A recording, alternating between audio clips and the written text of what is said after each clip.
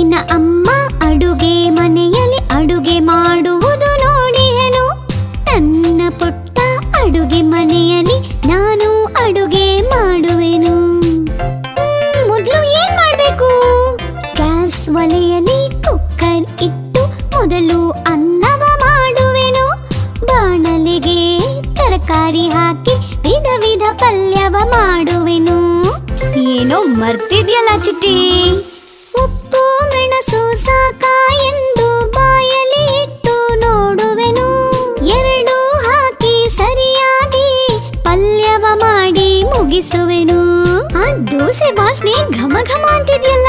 ಕಾವಲಿ ಮೇಲೆ ಹಿಟ್ಟನ್ನು ಹೊಯ್ದು ದೋಸೆಯ ಬೇಯಿಸಿ ತೆಗೆಯುವೆನು. ಬೆಣ್ಣೆ ಹಚ್ಚಿದ ಬ್ರೆಡ್ ಅನ್ನು ಟೋಸ್ಟರ್ ನಲ್ಲಿ ಟೋಸ್ಟ್ ಮಾಡುವೆನು. ಏನ್ ಚಿಟ್ಟಿ, ಊಟ ತಯಾರಾ? ಗುಂಡಾದ ತಟ್ಟೆ ಲೋಟಗಳನ್ನು ಮೇಜಿನ ಮೇಲೆ